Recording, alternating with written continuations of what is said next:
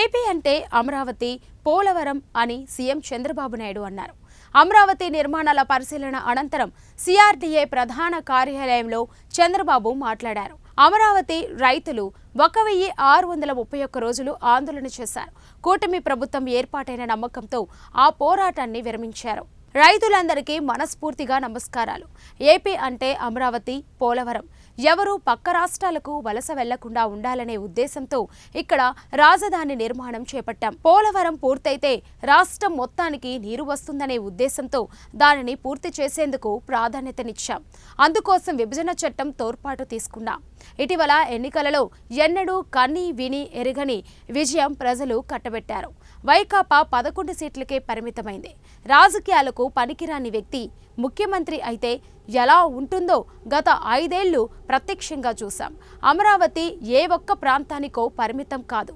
కేంద్ర నిధులతో పోలవరం కట్టి ఇక్కడ నీటి వనరులను సద్వినియోగం చేసుకుంటే సాగునీటి రంగానికి ఎలాంటి ఇబ్బంది ఉండదు. పోలవరం సందర్శించాక చాలా బాధేస్తుంది. ప్రజావేదికను కూల్చి జగన్ పాలన ప్రారంభించారు. పవిత్ర జలాలు, మట్టి తీసుకొచ్చి ప్రధాని శంకుస్థాపన చేసిన ప్రాంతం కాబట్టి ఆ మట్టే మనల్ని కాపాడింది.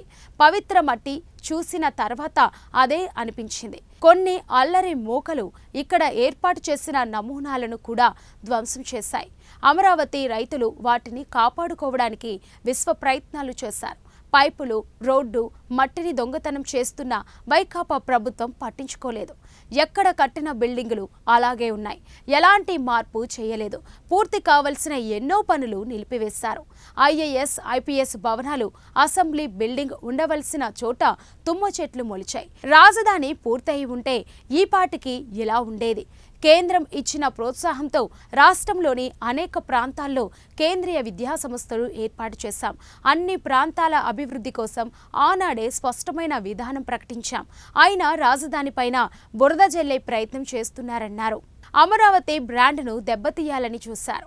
ఇన్సైడ్ ట్రేడింగ్ అని ఆరోపించారు. విషయం చిమ్మి సింగపూర్ అన్సార్టియంను తరిమివేశారు.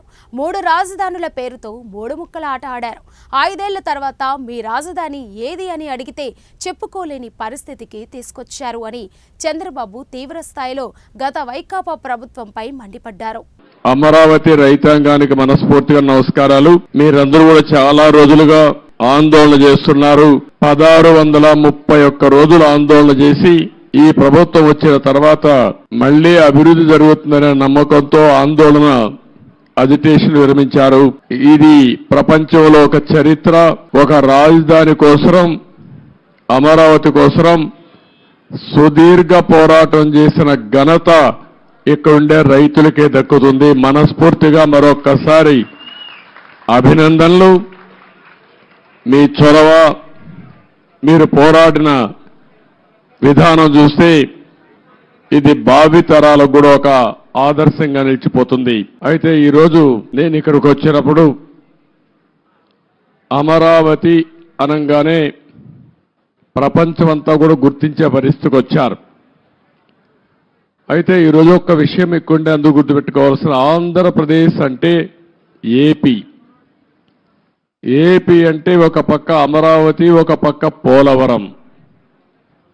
అమరావతి మనందరికీ ఒక చిరునామా, ఒక ప్రజా రాజధానిగా 5 కోట్ల ప్రజానీకానికి ఒక దశ దిశ నిర్దేశించే రాజధానిగా, మన పిల్లల భవిష్యత్తును తీర్చిదిద్దే రాజధానిగా, ఎవరైనా ఏదైనా చిన్న పనులు చేసుకోవాలంటే ఏ చెన్నైకో, బెంగళూరుకో, హైదరాబాదుకో పాసి పనులు కూడా పోకుండా గర్వంగా నాకు ఒక రాజధాని ఉంది, ఇక్కడ పని చేసుకోగలుగుతానని చెప్పడానికి నిర్మాణం చేపట్టినటువంటి రాజధాని ఇది. అలాంటి రాజధాని ఈరోజు మనం చూస్తే అతలాకుతలం చేశారు. ఆ డీటెయిల్స్ కూడా నేను వస్తాను. అదే సమయంలో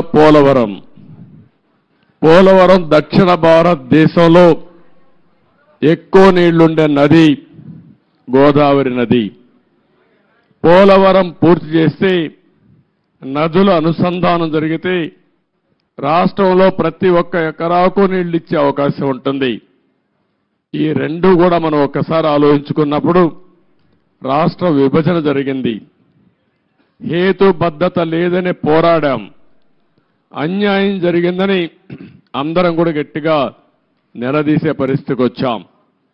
ఆ సందర్భంలో ఒక ఆర్థిక నగరమైనటువంటి హైదరాబాద్ నగరం తెలంగాణ రాష్ట్రానికి వెళ్తుంది కాబట్టి మళ్ళీ ఇక్కడ ఒక నగరం కట్టుకోవాలంటే దీనికి తోడ్పాటు ఇస్తామని, ఇంకొక పక్క పోలవరాన్ని పూర్తి చేస్తే ఈ రాష్ట్రానికి కొంతవరకు వెసులుబాటు వస్తుందనే ఉద్దేశంతోనే ఈ రెంటికి కూడా విభజన చట్టంలోనే ప్రత్యేకంగా మెన్షన్ చేస్తూ ఒక పక్క పోలవరాన్ని జాతీయ ప్రాజెక్టుగా అమరావతికి ఆర్థిక సహాయం చేయడానికి ముందుకొచ్చారు.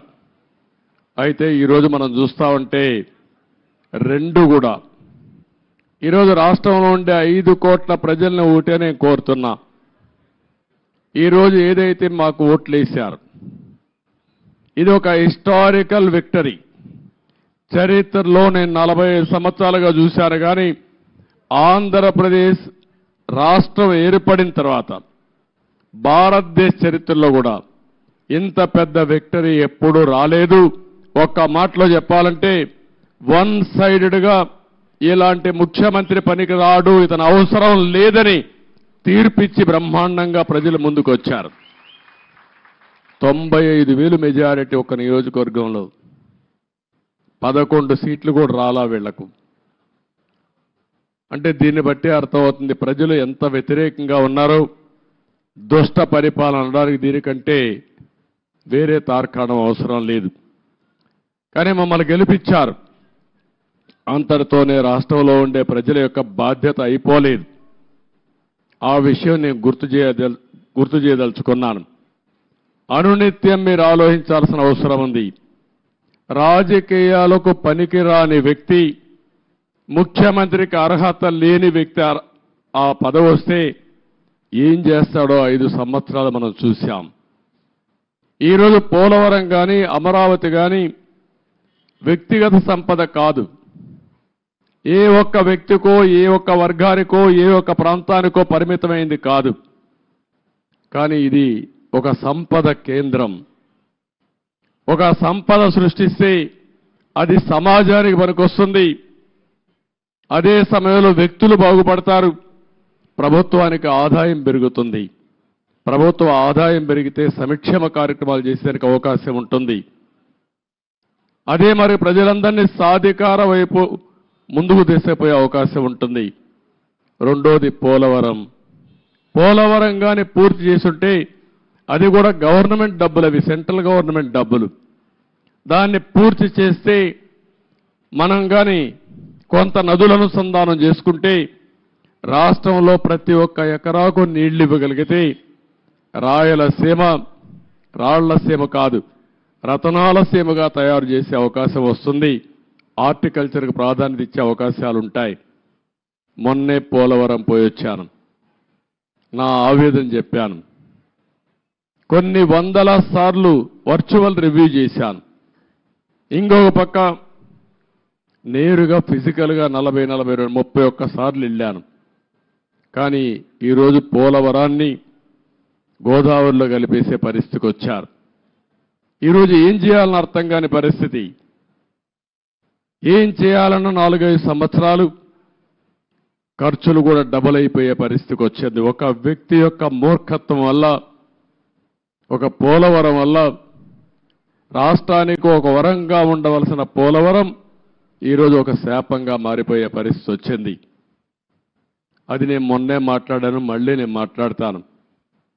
ఈరోజు అమరావతికి వస్తే మొట్టమొదటిసారిగా మీరు చూశారు. నేను నేరుగా ప్రజావేదిక దగ్గర వెళ్ళాను. ఎవరైనా ముఖ్యమంత్రి అయితే జరిగేదంతా కూడా ఒక మంచి కార్యక్రమంతో ప్రజల్ని మెప్పు తెచ్చుకోవడం కోసం పనిచేస్తారు. ప్రజావేదిక కూల్చి అక్కడి నుంచి పరిపాలన ప్రారంభించాడు.